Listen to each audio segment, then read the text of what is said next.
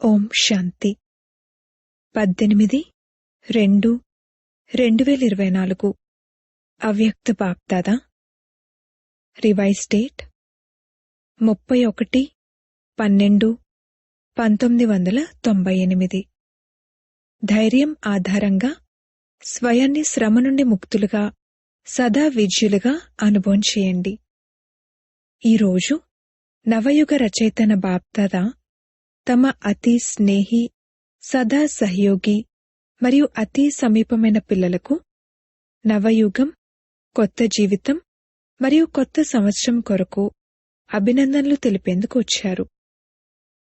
నలువైపులా ఉన్న పిల్లలు అతి స్నేహంతో బాప్దాదాను మనసులో సమ్ముఖంగా ఉంచుకుని అభినందనలు స్వీకరిస్తున్నారు. బాప్దాదా పిల్లల్లో కొత్త సంవత్సరం యొక్క ఉల్లాస ఉత్సాహాలను చూసి హర్షిస్తున్నారు.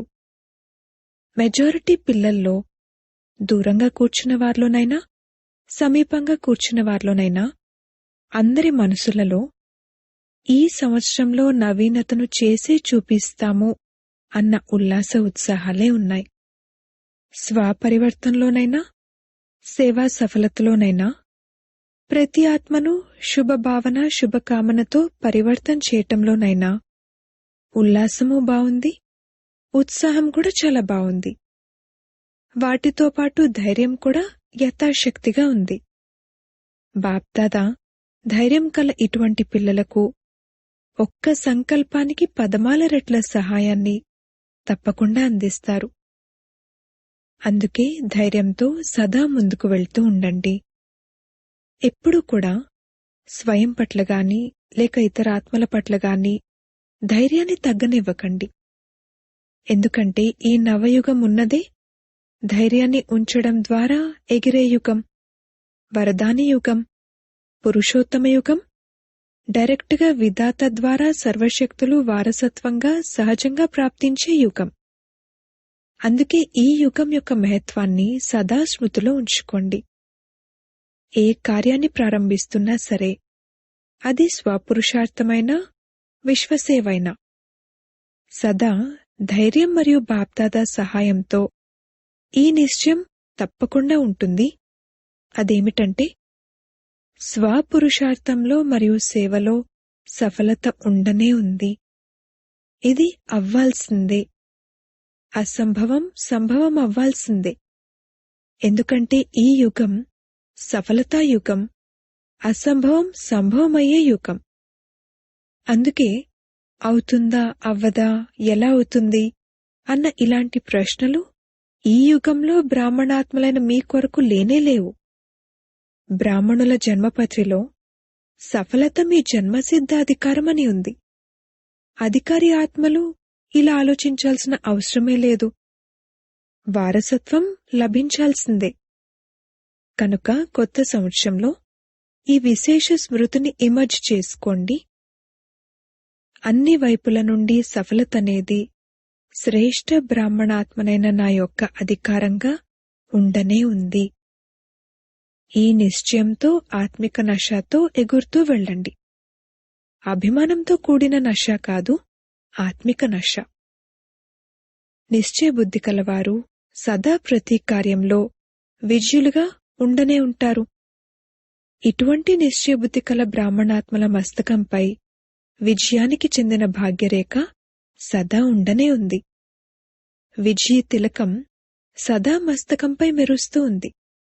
అందుకే ఈ సంవత్సరాన్ని సదా విజయ సంవత్సరంగా అనుభవం చేస్తూ వెళ్ళండి.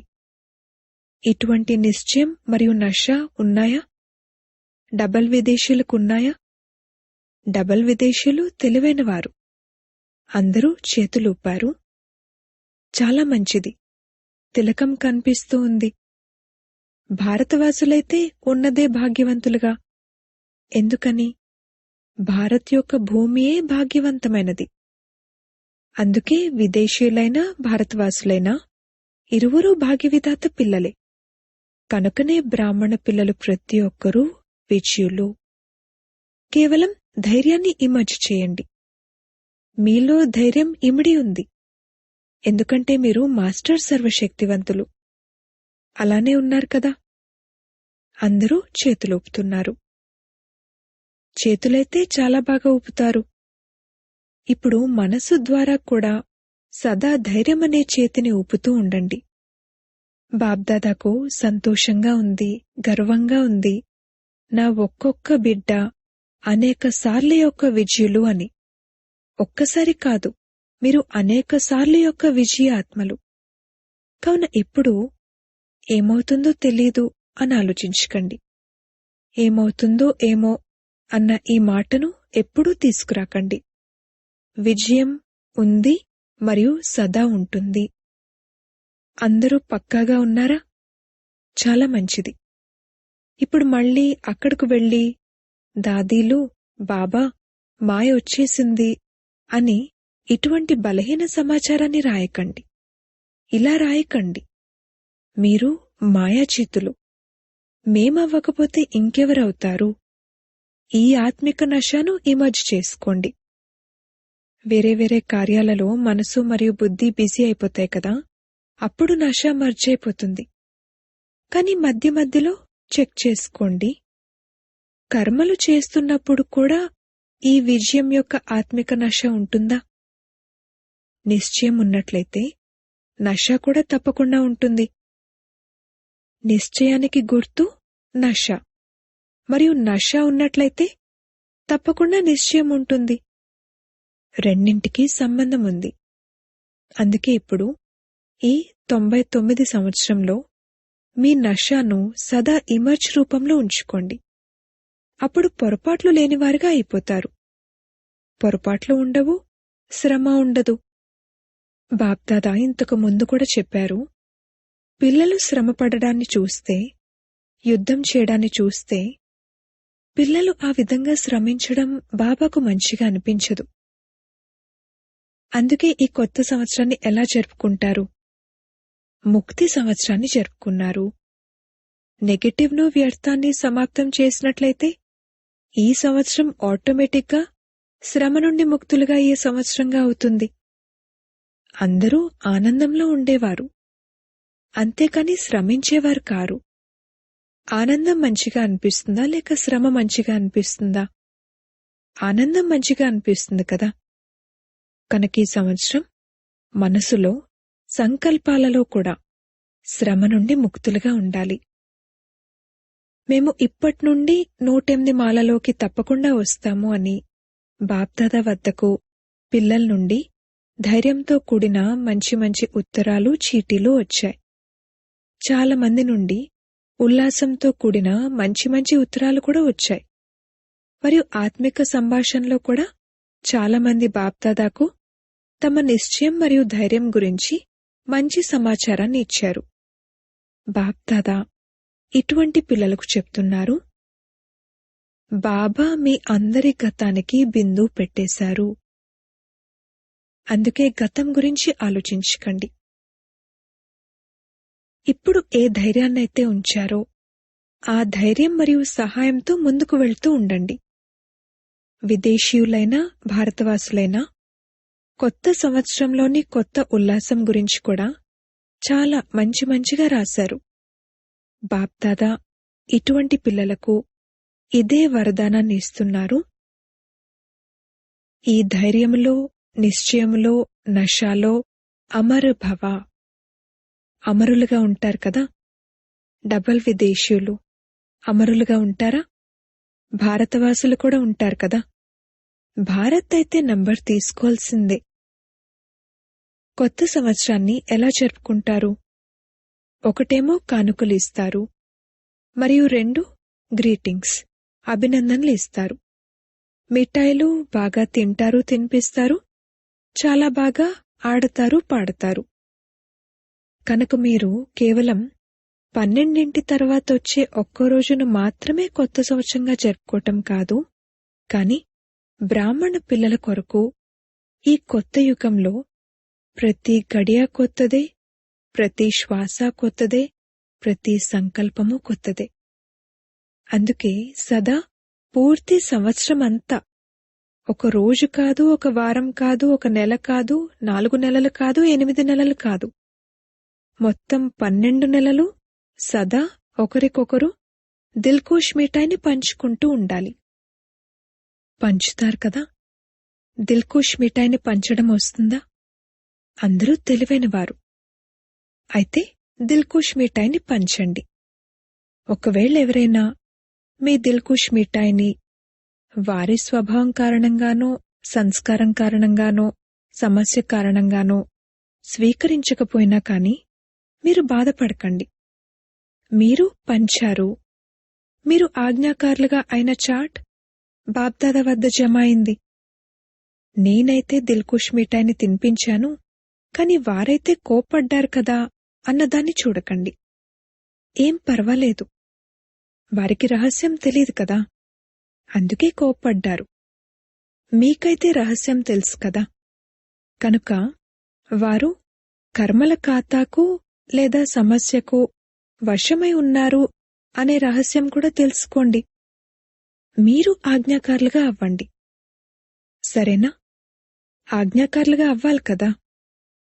ఇక్కడైతే అలాగే అని చాలా బాగా అంటారు. మీరిక్కడ చూసినట్లయితే చేతులు కూడా చాలా బాగా ఊపుతారు, సంతోషపరుస్తారు, తల కూడా ఊపుతారు, చేతులు కూడా ఊపుతారు. కాని బాప్దాదా అయితే పిల్లలు ప్రతి ఒక్కరు విషయంలోనూ సదా సంతోషంగా ఉంటారు. నా బిడ్డ నన్నప్పుడు వారు ఎవరైనా సరే, ఎలా ఉన్నా సరే, తండ్రి అయితే చూసి తప్పకుండా సంతోషిస్తారు. బాబా ప్రతిజ్ఞ చేశారు, ఎలాగైనా సరే యోగ్యంగా తయారు చేసి నాతో పాటు తప్పకుండా తీసుకువెళ్లాల్సిందే. నాతో పాటు రావాలి కదా. నాతో పాటు రావటానికి సిద్ధంగా ఉన్నారా? అందరూ సిద్ధంగా ఉన్నారా? ఎవరు రెడీనేనా? అచ్చా, ఎవరు రెడీగా కూడా ఉన్నారు. చాలా మంచిది. ఎవరు హ్యాపీగా కూడా ఉన్నారా? మరి మాయ వచ్చినప్పుడు అప్పుడు మనసులో బాబా మాయ వచ్చింది, మాయ వచ్చింది అని కొద్ది కొద్దిగా ఆర్తనాదాలు చేస్తారా? ఆర్తనాదాలు చేయకండి. స్వయాన్ని ఎగిరేలా చేసుకోండి. మాయ కింద ఉండిపోయి మీరు పైకెగిరిపోతే మాయ చూస్తూ ఉండిపోతుంది. అచ్చా, కావున సంతోషంలో నాట్యం చేస్తూ కూడా ఉండండి, మరియు దిల్కుష్ మిఠాయిని పంచుతూ కూడా ఉండండి. అలాగే మీ సంబంధ సంపర్కంలోకి ఎవరొచ్చినా వారికి ఏదో ఒక కానుకనివ్వండి. ఎవ్వరూ ఖాళీ చేతులతో వెళ్లకూడదు. ఏ కానుకనిస్తారు? మీ వద్ద కానుకలైతే చాలానే ఉన్నాయి.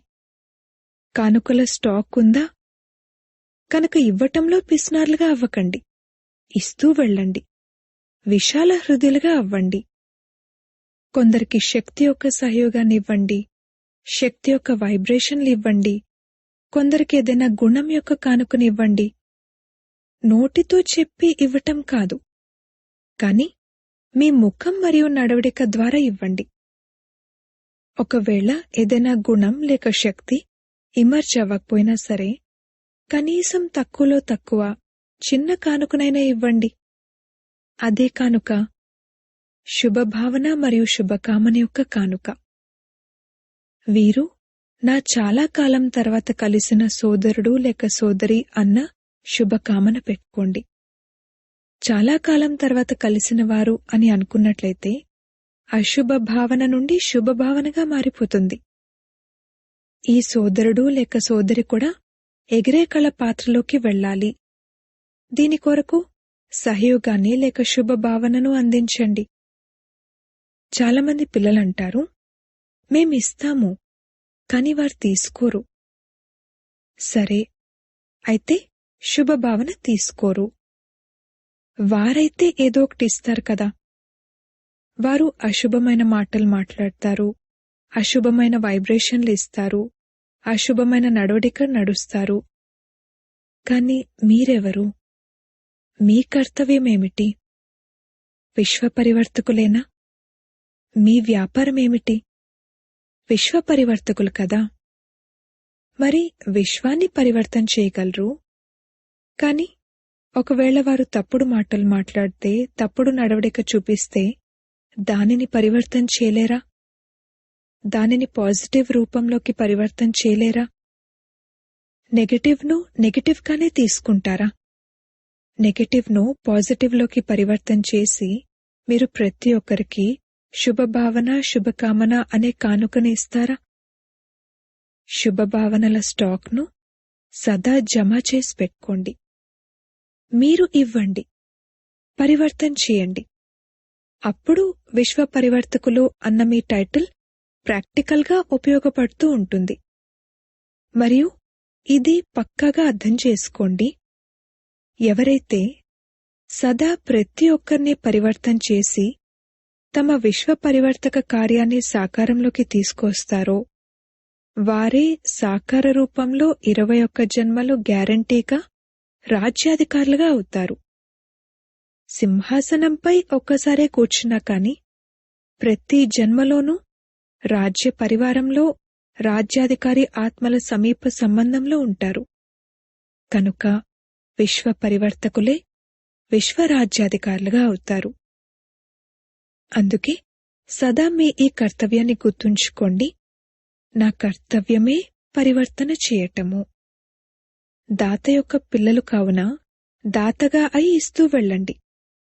అప్పుడే భవిష్యత్తులో చేత్తో ఎవరికి ఇవ్వరు కాని సదా మీ రాజ్యంలో ప్రతి ఆత్మ నిండుగా ఉంటారు.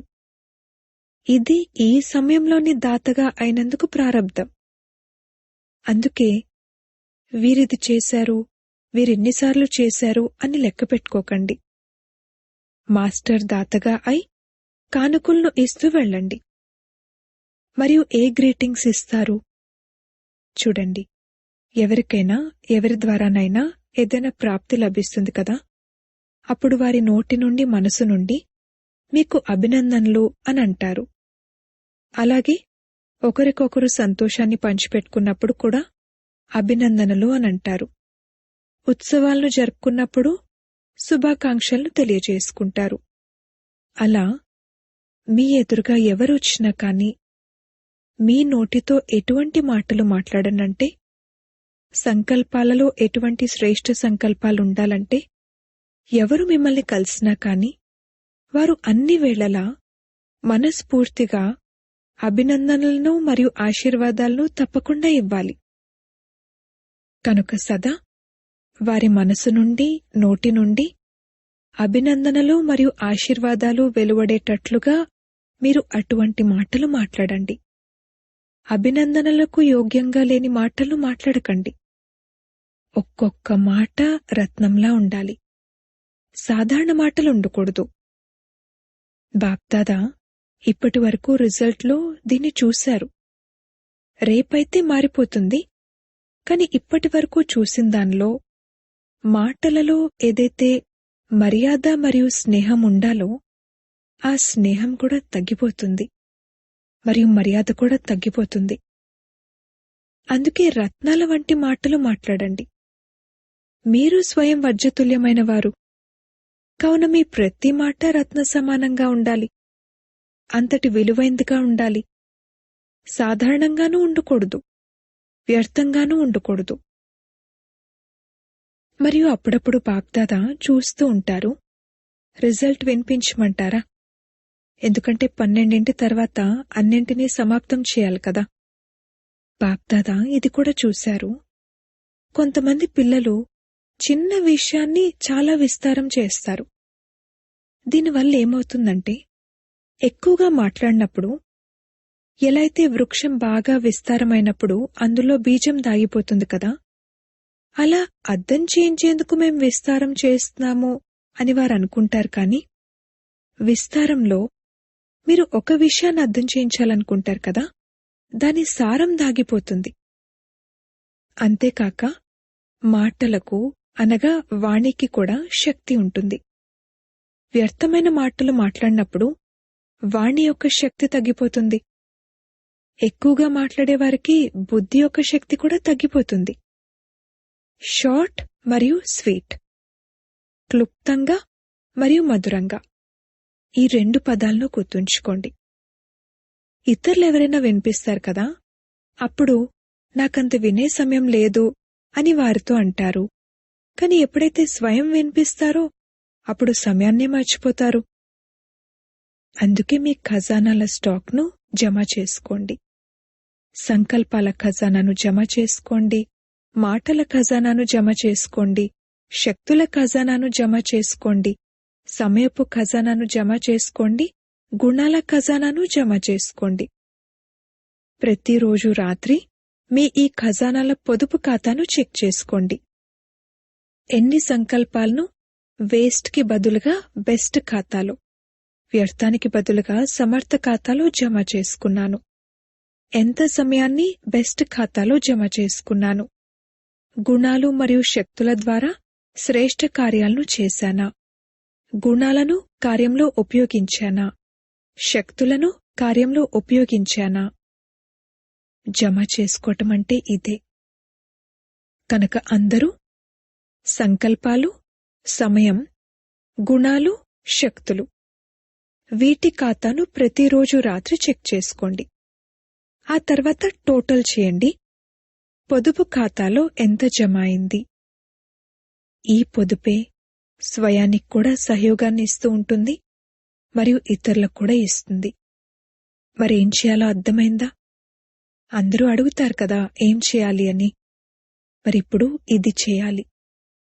గ్రీటింగ్స్ కూడా తీసుకోవాలి, కానుకలు కూడా ఇవ్వాలి, జమ కూడా చేసుకోవాలి మరియు శ్రమించడాన్ని విడిచిపెట్టాలి. ఎప్పుడైతే పొదుపుపై అటెన్షన్ పెడతారో అప్పుడు శ్రమించాల్సిన అవసరం ఉండదు. శ్రమ నుండి ముక్తులయ్యే సంవత్సరాన్ని ఘనంగా జరుపుకోండి. వ్యర్థం మరియు నెగటివ్ నుండి ముక్తులయ్యే సంవత్సరాన్ని జరుపుకోండి. బాప్దాదా ముక్తి సంవత్సరం యొక్క రిజల్ట్ను ఇప్పుడు అడగటం లేదు. బాప్దాదాకు గుర్తుంది. తర్వాత రిజల్ట్ అడుగుతారు. ఎంతమంది ముక్తి సంవత్సరాన్ని జరుపుకున్నారు? లేక ఎన్ని నెలలు జరుపుకున్నారు? 6 నెలలు జరుపుకున్నారా? సగం జరుపుకున్నారా? పూర్తిగా జరుపుకున్నారా? ఈ లెక్కనంతటినీ తీసుకుంటారు. అచ్చా, నలువైపులా కల అతి స్నేహి సమీప బ్రాహ్మణాత్మలకు నవయుగ రచయిత యొక్క అభినందనలు, అభినందనలు, అభినందనలు. ఇది వీడ్కోలు మరియు అభినందనల క్షణం. ఇది సంగమం. పాత సంవత్సరానికి వీడ్కోలు, పాత సంవత్సరంతో పాటు పాత విషయాలు, పాత సమస్యలు, పాత సంస్కారాలు అన్నింటికీ వీడ్కోలు మరియు కొత్త ఉల్లాస ఉత్సాహాలతో సంపన్నమైన సంవత్సరానికి శుభాకాంక్షలతో పాటు అభినందనలు కూడా. ఈ సంవత్సరాన్ని సదా శ్రమ నుండి ముక్తులయ్యే సంవత్సరంగా జరుపుకోవాలి. ఈ సంవత్సరాన్ని సదా స్వయానికి మరియు సర్వులకు నిర్విఘ్న భవ వరదానంతో జరుపుకోవాలి. సదా విజయం మా జన్మసిద్ధాధికారం అన్న ఈ నిశ్చయం మరియు నశాను సదా ప్రతి కర్మ చేస్తూ కూడా ఇమర్చి రూపంలో పెట్టుకునే సంవత్సరంగా ఈ సంవత్సరాన్ని జరుపుకోవాలి. ఈ సంవత్సరంలో ప్రతి ఒక్కరూ బాప్దాదా మరియు దాదీల నుండి నంబర్ 1లోకి వెళ్లే బహుమతిని లేక కానుకను తీసుకోవాలి. దీని కొరకు విదేశీయులు మరియు భారతవాసులందరూ నంబర్ 1 యొక్క నిశ్చయాన్ని పెట్టుకుని ముందుకు వెళ్లాలి మరియు ఇతరులను తీసుకువెళ్లాలి. మరి అందరికీ చాలా చాలా ప్రియస్మృతుల సహితంగా అన్ని రకాలుగా మనస, వాచ అన్ని రూపాలతో బాప్దాదా 10 రెట్ల శుభాకాంక్షల్ని ఇస్తున్నారు. ఇప్పుడు ఒక్క క్షణంలో అందరూ శక్తిశాలి సంకల్పంతో, దృఢతతో పాత వస్తువులకు, పాత సంవత్సరానికి, పాత విషయాలకు సదాకాలం కొరకు వీడ్కోలివ్వండి. ఒక్క క్షణం కొరకు అందరూ దృఢతయే సఫలత అన్న ఈ దృఢ సంకల్పంలో స్థితులైపోండి. అచ్చా, ఓం శాంతి. వరదానము: టెన్షన్తో వ్యాకులపడుతూ దుఃఖితులుగా ఉన్న ఆత్మలకు ధైర్యాన్ని ఇచ్చి ముందుకు తీసుకువెళ్లే మాస్టర్ దయార్థ హృదయ భవ. వర్తమాన సమయంలో చాలామంది ఆత్మలు లోపల టెన్షన్తో దుఃఖితులై వ్యాకులపడుతున్నారు. పాపం వారిలో ముందుకు వెళ్లే ధైర్యం లేదు. మీరు వారికి ధైర్యాన్ని ఇవ్వండి. ఎలాగైతే ఎవరైనా కాలు లేకపోతే వారికి చెక్కతో కాలు తయారుచేసి ఇస్తే వారు నడవటం మొదలు పెడతారో అలా మీరు వారికి ధైర్యం అనే కాళ్ళు ఇవ్వండి. ఎందుకంటే అజ్ఞాని పిల్లల లోపల ఎటువంటి పరిస్థితి ఉంది అనేది బాప్దాదా చూస్తున్నారు. బయట షో అయితే చాలా బాగా టిప్ టాప్ గా ఉంటుంది, కానీ లోపల చాలా దుఃఖితులుగా ఉన్నారు. అందుకే మాస్టర్ దయార్థ హృదయులుగా అవ్వండి. స్లోగన్: నిర్మాణులుగా అవ్వండి, కోమలంగా కాదు. నిర్మాణతయే మహానత. సూచన: ఈరోజు నెలలోని 3వ ఆదివారం, అంతర్జాతీయ యోగ దివసం. బ్రహ్మవత్సలందరూ సంఘటిత రూపంలో సాయంత్రం 6:30 నుండి 7:30 గంటల వరకు విశేషంగా తమ లైట్ మైట్ స్వరూపంలో స్థితులై జ్ఞానసూర్యుడైన తండ్రి కిరణాల కింద కూర్చుని మొత్తం గ్లోబ్కు శాంతి, శక్తి మరియు పవిత్రతల సకాష్ను ఇచ్చే సేవ చేయాలి.